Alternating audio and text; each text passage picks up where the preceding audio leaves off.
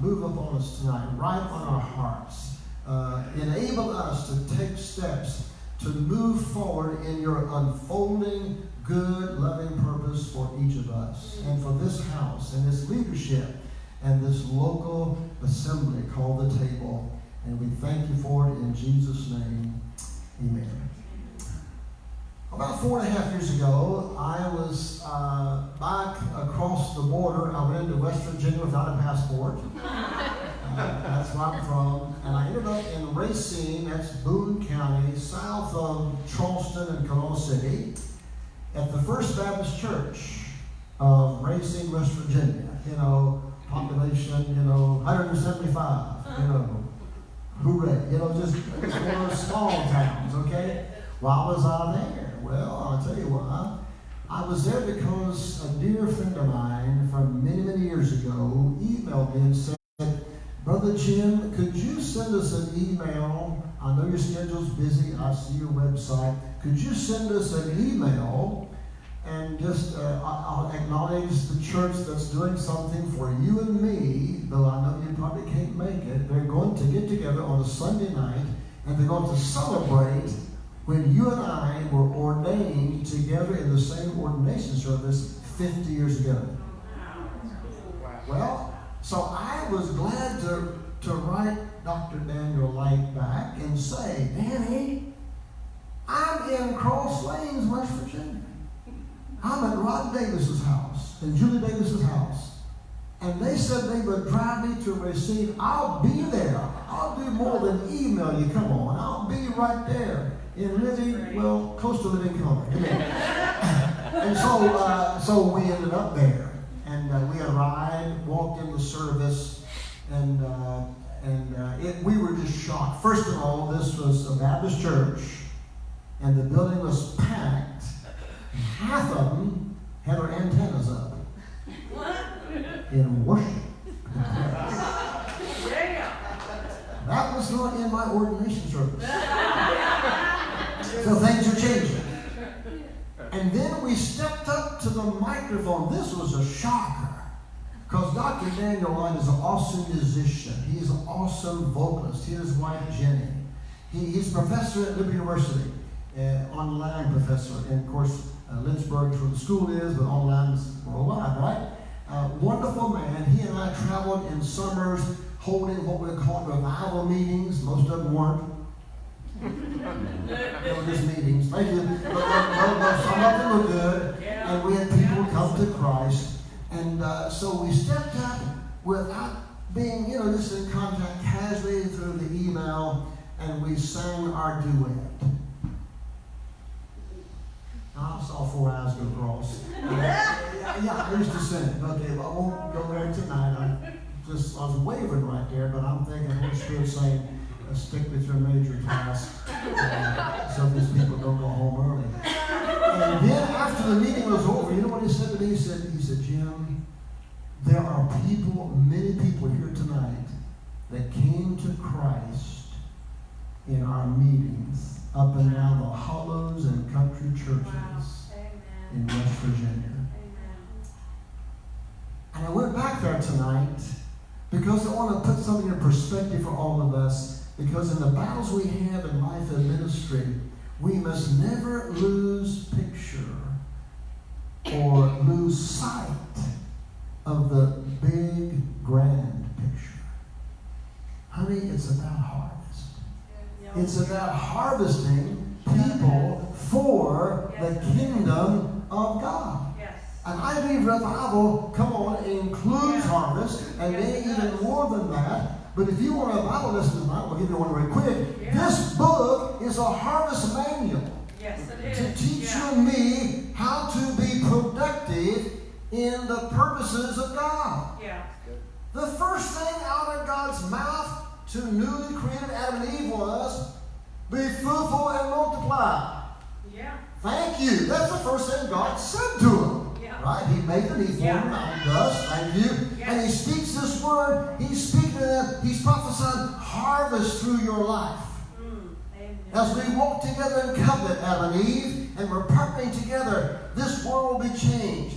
God's saying, my glory will cover the earth as waters cover the sea. Habakkuk talked about that. Isaiah talked about that. So the theme of the Bible is all about harvest. So we're going to go tonight from Genesis to Luke. You better text the folks. I'll be delayed tonight. No. We're not going to stay too long. We're going to start in Genesis 1:28. If you don't know what that says, turn in the membership badge. So here God speaks to Adam and Eve and says three things. I mentioned the word first one, be fruitful and multiply. Number two, he says, fill the earth. Thank you. And number three, he says, take dominion or rule over the works of my hands. All right, let's just kick off here now. So the first thing he says to this newly formed couple, Adam and Eve, and of course Eve was in Adam, but she comes forth and she's spoken to as well. When God speaks to both of them, he didn't speak to Adam and then go tell Adam what God said. He spoke to Adam and Eve both. Thank you. No gender clash here. God's got this thing all figured out. I don't have time to stray from that topic. But the whole issue is here, you are to be obviously biologically reproductive, bring forth children. Thank you, offspring. But as an extension of that, you're to bring forth the next generation to walk in the covenant that you're in with me. You see that? So our productivity spiritually is flowing out of covenant. Can you call it relationships? When you're in covenant and fellowship and relationship, things happen. Thank you. Not just in a married couple, but things happen in a spiritual family, the bride of Christ.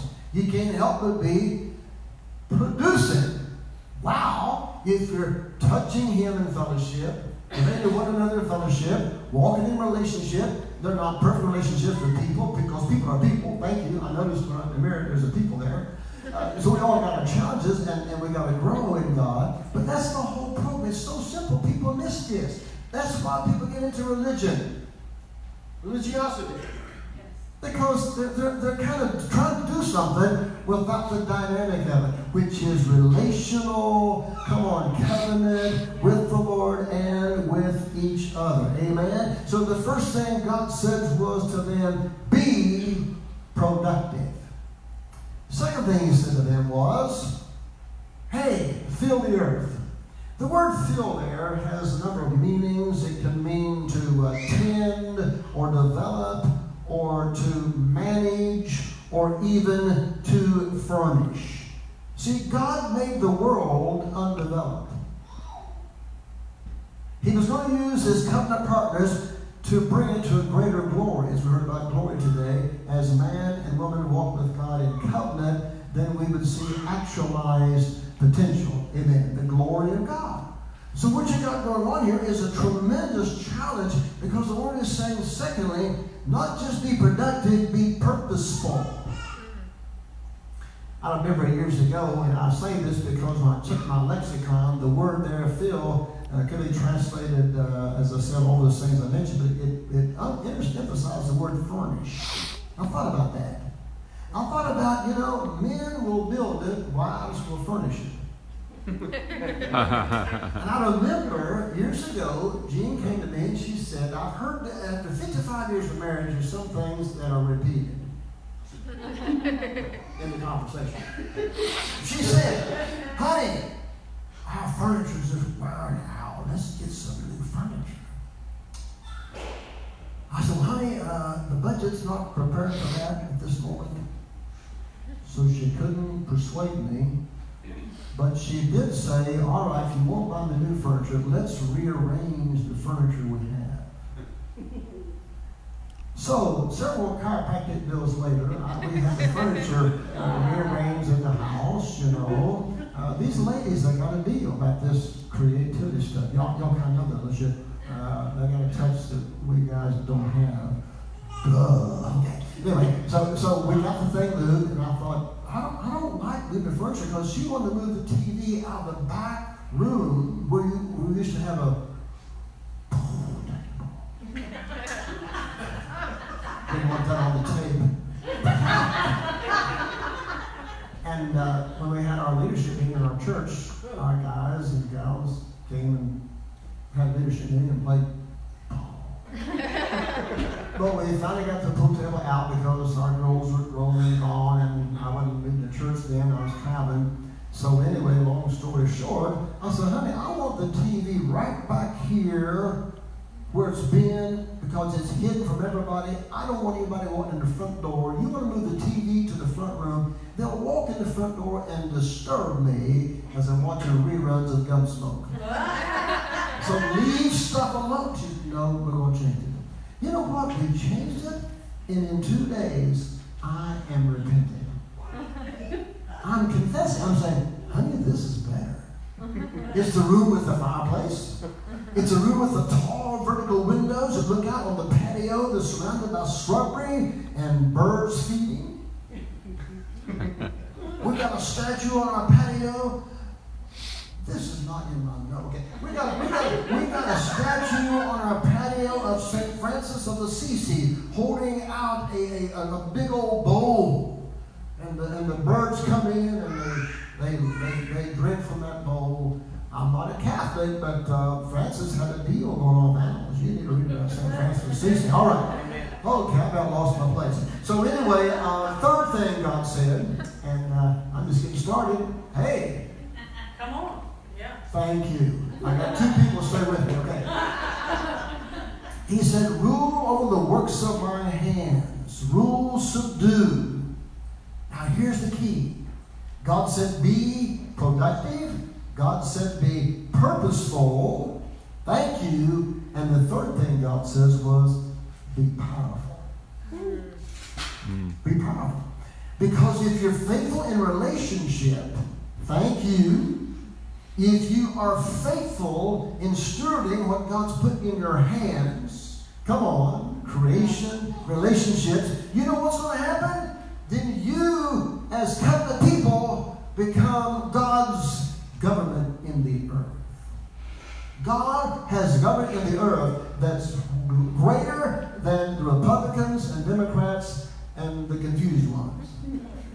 God's government is supreme. How many just believe that? That's just right, okay? But the deal is, we must become not just God's people that are happy and love the Lord. That's important, amen. But we must become God's governing people in the earth. I won't have time to preach on that because my theme is harvest tonight. But let me move on quickly.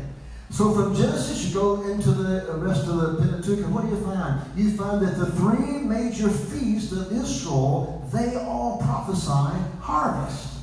What's the first feast? Can you say Passover? That was weak. Say it again. Passover. Second feast is Pentecost. And third feast is Tabernacles. Say Tabernacles. Okay.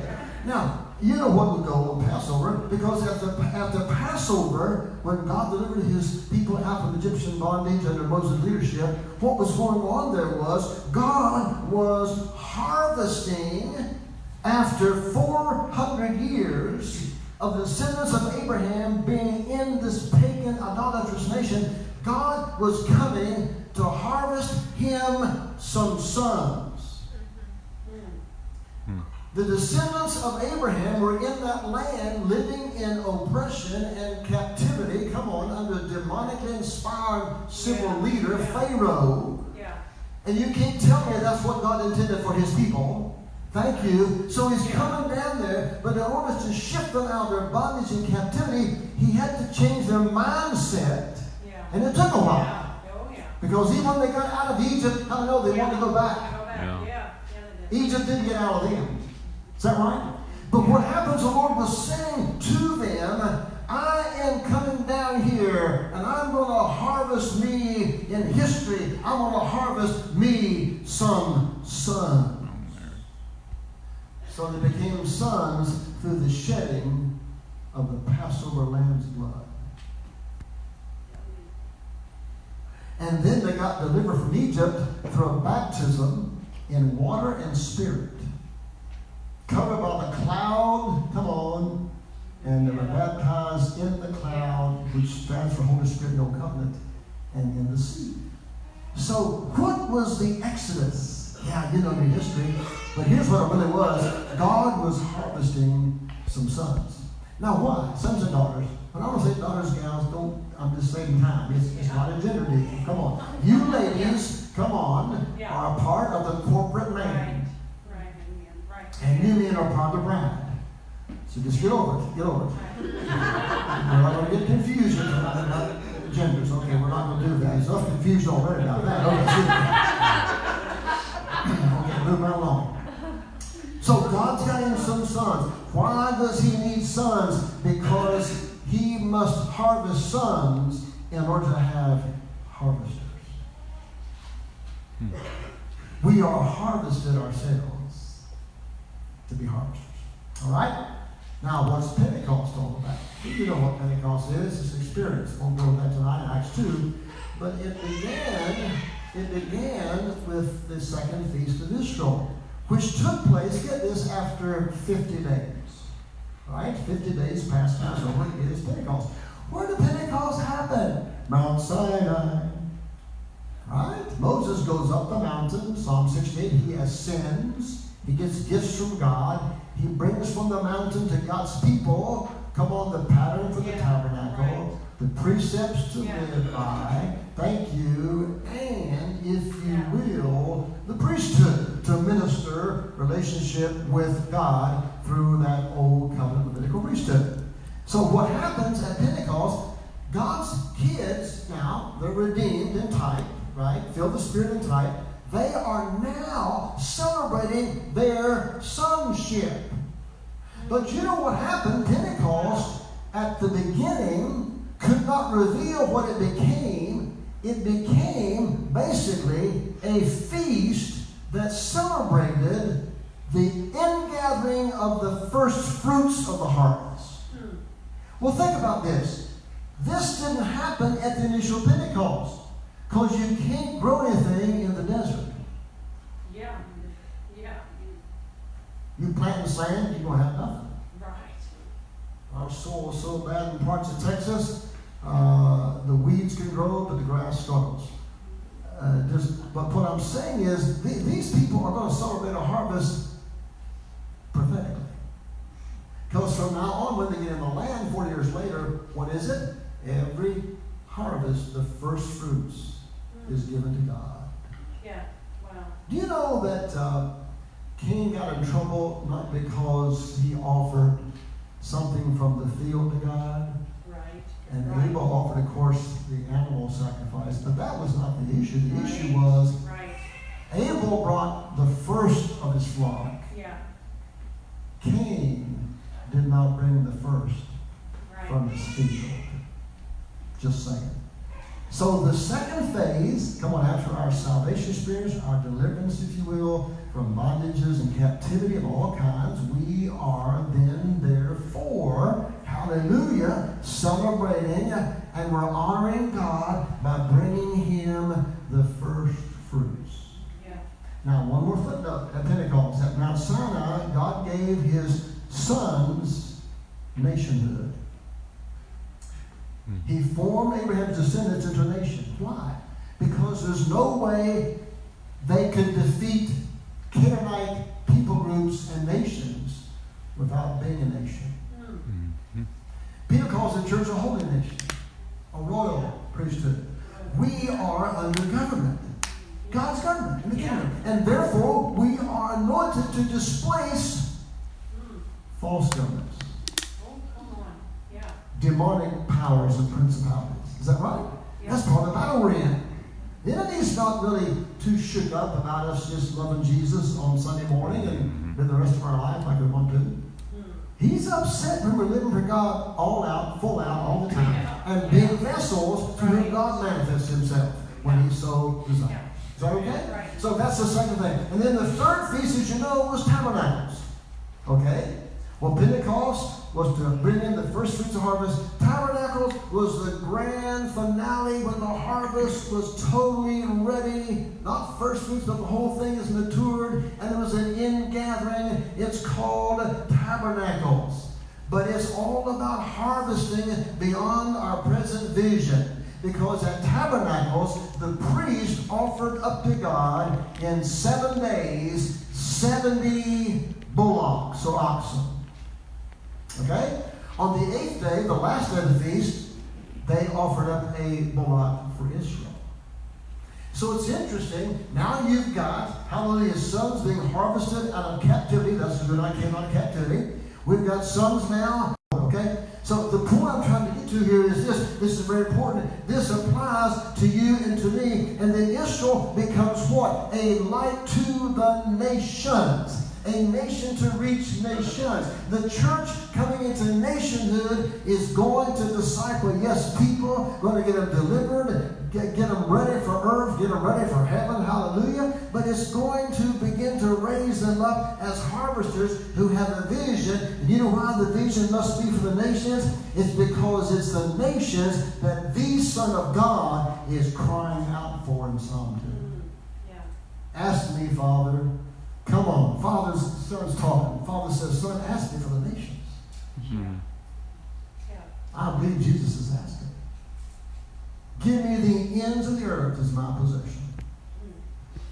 We'll take a pause here.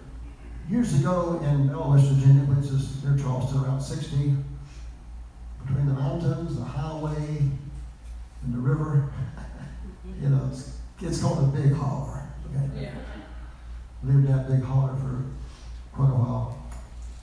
We had two ministers come to our church pretty regularly. One was a Pentecostal guy, awesome prophet, acted like a Presbyterian. He was so laid back, so calm, so cool, so articulate. Then we had a Presbyterian guy come. He was wild. I said, Lord, you're messing with my paradigm. Presbyterian, Pentecost, okay, but they both received the Holy Spirit. And Mickey Rice was his name. He started a coffee house in South Charleston. A lot of young people went there and helped and ministered. Anyway, he came, and one time he gave me a word. And this back before we had a lot of prophetic ministry flowing. We're just learning tonight, okay? He said, you will have sheep in other nations. And all I can see is come on river. That's all I can see. He said, you have sheep. I go, what? Well, the man brought the word. I've been honored and privileged to be in 55 nations. Wow. Many of them more than once. Wow. What can I say? Wow. I can just say God keeps his word.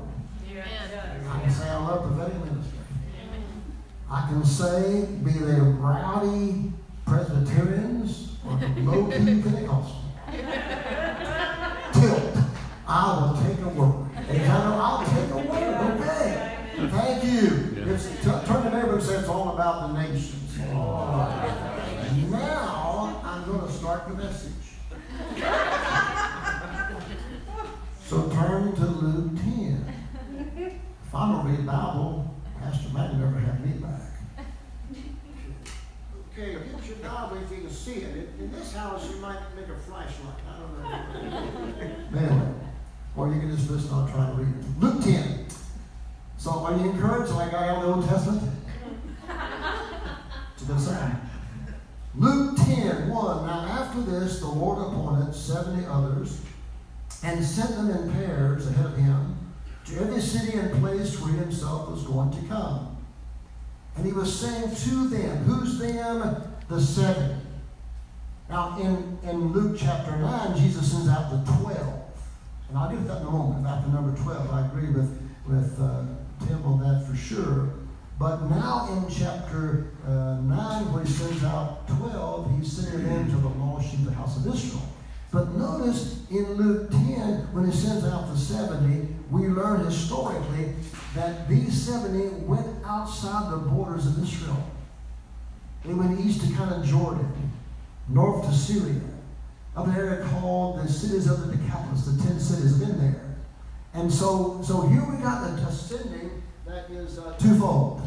The 12 go to Israel, the 70 go out beyond Israel, which is prophetically significant since 70 is what? The number of nations. Is that right? So what's going on here basically is, first of all, we are beginning to get a picture of the purpose of Jesus raising up these 12. Are you hearing this? Yeah. The 12. He has to raise up 12 because the new Israel would correspond to the old Israel and to the 12 tribes of Israel, the sons of Jacob. So when Jesus came to bring forth a new Israel, he called 12 men that corresponded to the 12 tribes of Israel. Now, for you ladies, I think I need to add a footnote.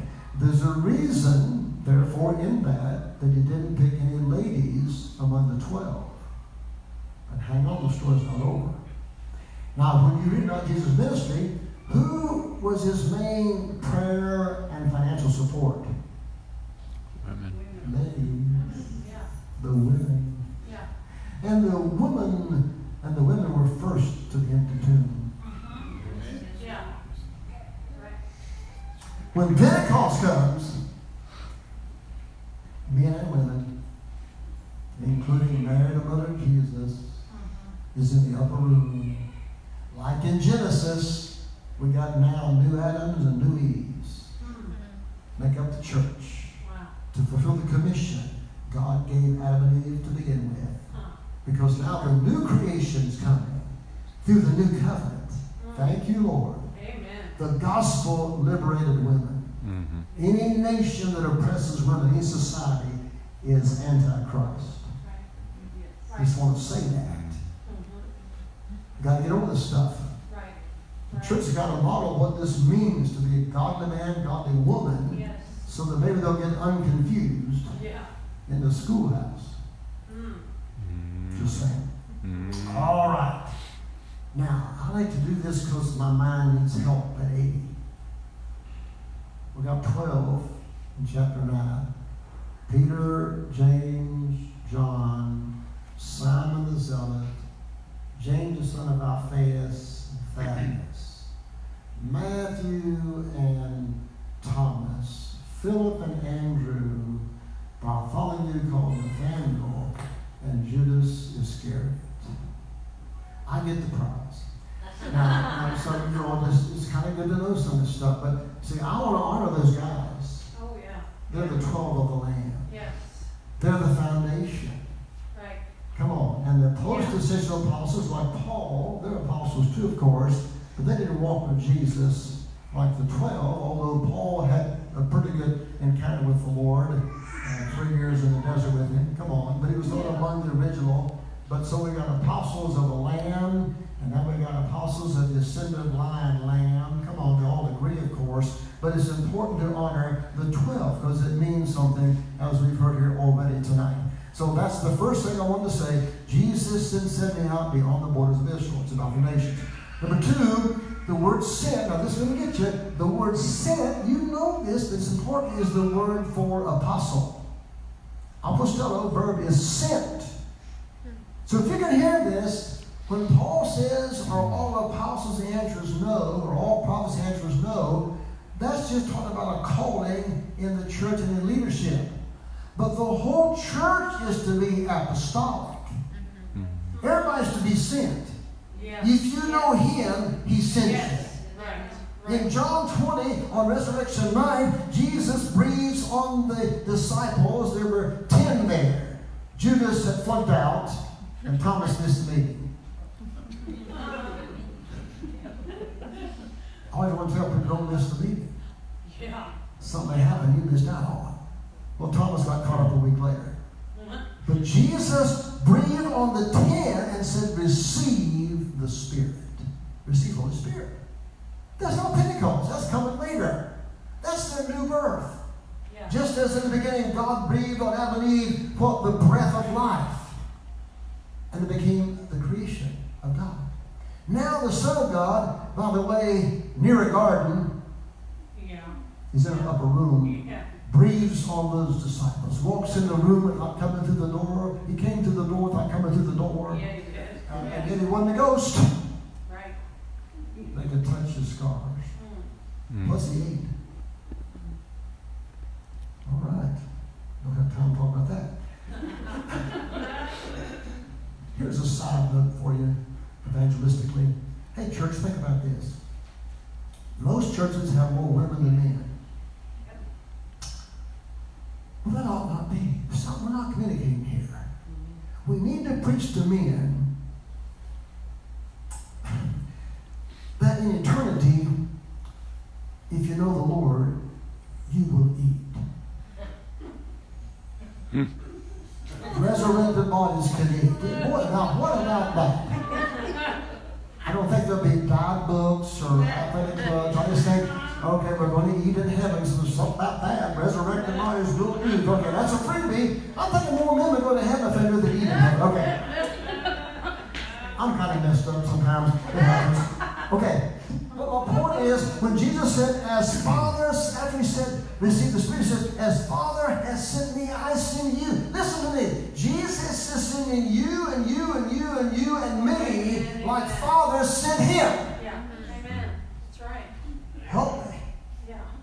That to me is awesome. So you got your identity when he breathed on you. And simultaneously, you've got your mission. A missionless Christian is an oxymoron. Only 10% of American churches give a dime to missions. Mm-hmm. That's a shock. I'm talking money going out from them to minister to the community or the nations. Only 10%. Most money is spent on maintenance. I'm just saying. Our church in Dallas, one day the trustees walked in and said, well, Pastor Jim, we got to meet. Things are not going too well on the budget.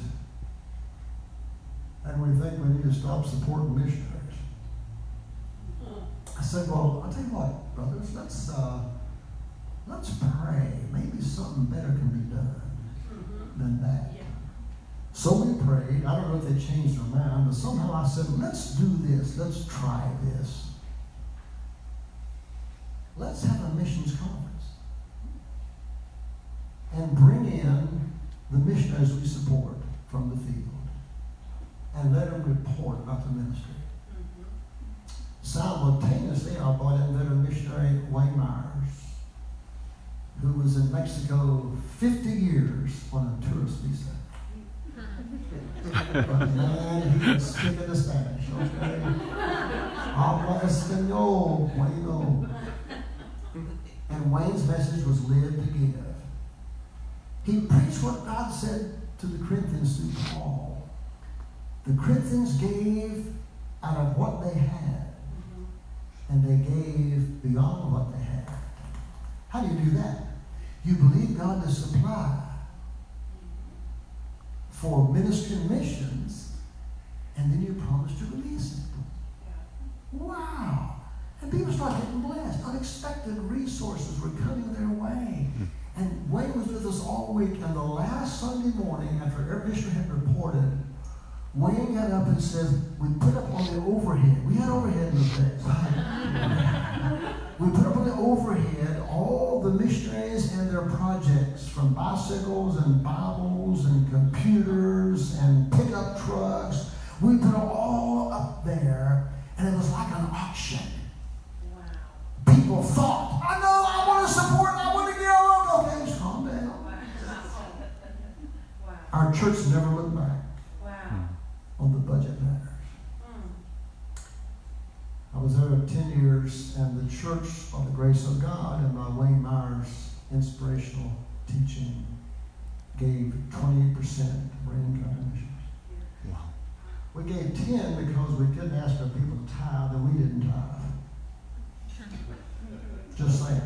Got to 20%. My goal was 50. It didn't happen. I transitioned. It was God that transitioned us. But I look back on those days and I thought, wow. Something in me said, no, you don't want to start becoming missionaries. Support. So then what happened? More missionaries got sent out from our church because they saw how we operated. Yeah. Yeah.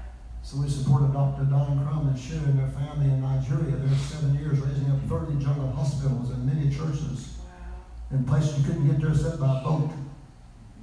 The rivers area of very distant, remote places in the nation of Nigeria. They're just one among many. But I just say that tonight. Can you hear this? You may not have a business card that says apostle. But you are one as a member of Christ's body. You're sent.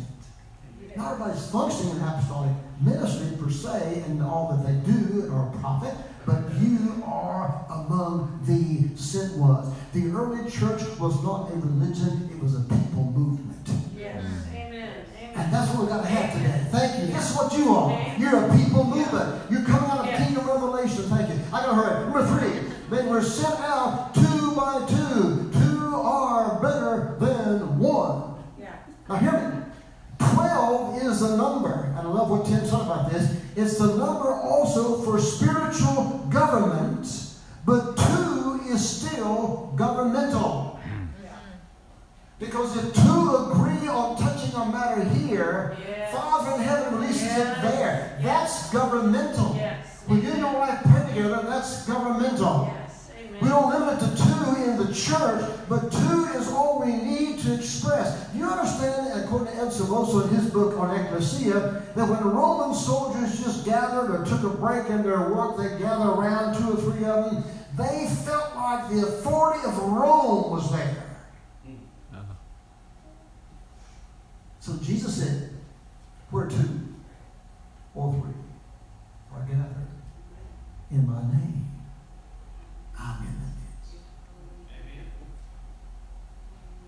You could have church with 2. Yeah. You can't have church with 1. When I sing in the shower, that's not church. Some would describe it as something way away from that. It takes 2. It takes agreement. Jesus' word is symphony. If 2 will symphoneo, the man makes a sound, the woman makes a sound, yeah, thank you. But you put them together, you got synergy. You got government. I hope you're getting this. This is not to build you up to something that you're not. This is to build you up to something that you are. You are sent. Amen? Now, I love this in verse 2. The next thing I want to say is, these 70 were sent out to prepare the cities and places for a visit from Jesus later on. Wow. That's amazing. Yeah. Think about that. I know you're led by the Spirit, but can I say something to you?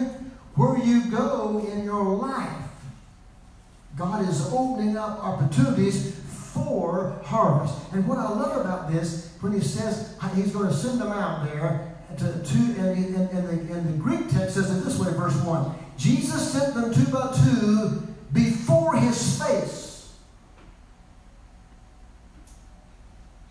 That's amazing. The 70 go out to prepare for a visit from Jesus later, but when Jesus comes, he'll be his face there.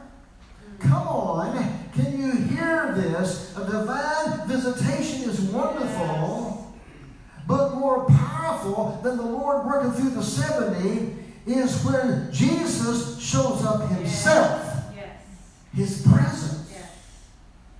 So now we got more than methodology concerning evangelistic harvest of people. We got a presence issue. Presence in you. Presence in 2 or 3. Often wondered why the JWs and some other groups who come around your house always came in 2s. Wrong doctrine, but right method. Yeah. Then they show up with 2 adults and 2 kids. I thought, well, what why the church is not, excuse me, I won't go there. Okay, I'm not endorsing JW's. Their theology is regrettable, but I'm just saying we gotta get on the same page, okay? Now, number 5 is found in verse 2. The Lord of the harvest sent the 70 into his harvest. I'm going to say this to you. It's an honor to work in the harvest of the Lord. Amen? How many can say it's his harvest? Oh, yeah. Amen. It's his harvest. It's going to glorify him. My wife had a vision of the Lord walking through a wheat field and just putting his hand on top of the wheat, which was born in the wind and had matured to full headedness. And she knew the wheat that was mature because it was bowed. The full headedness of the wheat caused it to bow. tares remain vertical. Oh, man. They're unbound. That's why Jesus said, don't try to rip the tares out of the wheat field, because you'll damage the harvest of the wheat. Can I just say to you right now, come on, church, we've got to get a revelation of how important this harvest issue is. And then number 6 quickly, their mission had danger. I'll send you out as lambs among wolves, verse 3. There's danger. Paul had that danger. He listed his dangers. Why is it dangerous? You say, why is it dangerous to be harvesters? I'll tell you why. Because the devil does not want the Lord to get his harvest. It's my opinion and belief that the devil knows he's not going to harvest the earth, but he's trying to damage God's harvest. Yes, he is. Yes, he is. And seventhly, and I'm almost there. Verse 2 rather, the harvest is plentiful, labors are few. Therefore pray, beseech, supplicate the Lord of the harvest to send out laborers into his harvest. You know what I'm thinking? Of all the things on our prayer list, how is it that so often absent is request for the Lord of the harvest to raise up harvesters? Now I just prophesy here right tonight, the day is going to come when there will be an abundance of reapers to bring in a plentiful harvest. The plowman will overtake the reaper. Yes. And then last thing, we're almost there. It's in verse 9.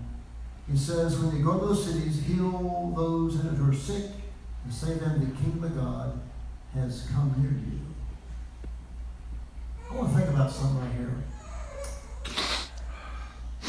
The onslaught and the assault of the adversary against ministries and churches anywhere, but especially in this season, seemingly right here in this region, Louisa, Orange County, etc.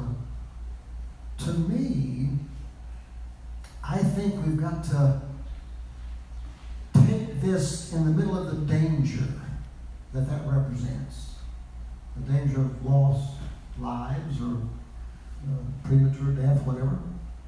In the midst of that danger, we've got to realize that healing, though it includes it, is bigger than a physical deliverance, which we believe in, physical healing. But the disease is a disorder which is here because of the fall. We know we're all going to die, right? We're all going to die. So you still that. But I'm telling you that if we could see a bigger picture for healing, I think we might see more physical healings. Yeah. Healing is a dealing.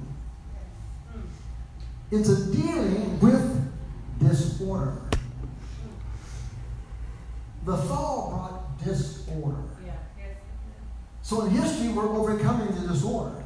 And when Christ comes back as second Adam, he sets in motion, the mechanism in history before eternity is on the horizon. He sends forth a people, not perfect, still living in a fallen body, but their spirit's born again, their soul's being transformed, their mind's being transformed, and the assurance of heaven is there for sure, but before heaven is that also promise of a harvest. I think if we get a bigger picture here, if you will, healing is a dealing, and it's a restoring, where the second Adam, overcomes the first Adam's failures. Yeah, amen. That's good. That's why it's bigger than that. And I'm all for getting healed physically. Thank you. I've been healed. You've been healed.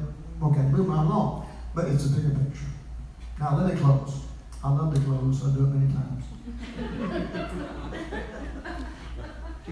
I got to close with a confession in your family, so here's my confession. Everybody listen up. Brother Jim's going to make confession. And I hate to tell you this, but this is being Facebook. Okay. I'm going to confess before the world. A couple months ago, I looked at YouTube.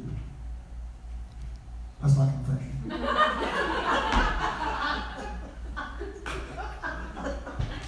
I could hardly believe what I saw.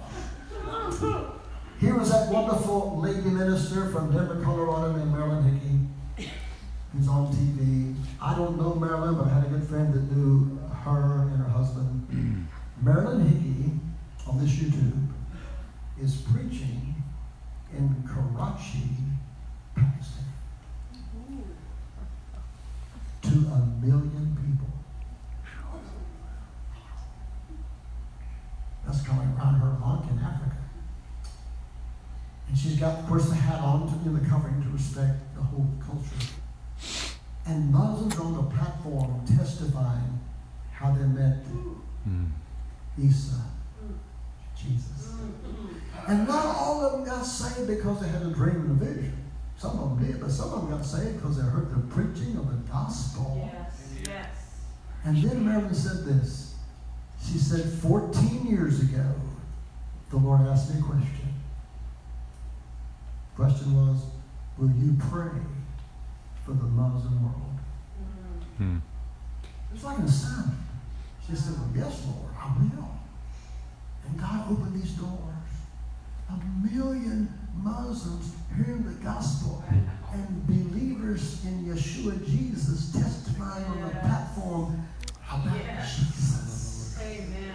Amen. Honey, that's not a big meeting, that's a harvest. Can you hear me on this? Yeah. The church in Latin America is growing 4 times faster than the population. The church in Asia, 3 times faster. Come on. Yeah. Now, Lord, can I just say this as I try to close? History is not headed toward disaster, it's headed toward harvest. A harvest of millions. Come on. This is not millions who will become followers of Jesus and who themselves will become disciples and harvesters. And I close with this tonight. I know that we need a harvest of more than simply souls and nations. We need a harvest of revelation. We need a harvest of truth. We need a harvest of relationships. We need a harvest of resources for the kingdom of God. Lord, raise up mature sons and daughters. Enable us to be harvesters, each in our own way. We're not all bent evangelistically. Come on, I know that. But we can all be a witness, testify for Christ. Amen. This is more than joining the church and joining this ministry and watching that TV picture. It's all bigger than that. It's a harvest that King Jesus deserved. That's worthy of the blood he shared as the Lamb. Yes. Yes. Amen. Well, I'm going to finish. I think I'm going to stop. Don't stand up. Prophet Marty's going to come here after I pray. He's got some things to declare over you, over this region, over the house. I'm so glad he's here. I'll hand the mic to him here momentarily. Father, thank you right now for just moments to share of this wonderful evening in Louisa, Kentucky at the table. Thank you for your people who are strategically placed and anointed for assignments that go beyond even their momentary understanding or even imagination. Lord, you are a creator and a redeemer. You will create opportunities. You will lead us by your Spirit in ways, even in places of danger, where your wisdom and peace will guard us as we share the reality of King Jesus and the reality of his kingdom, which is in heaven and increasingly coming.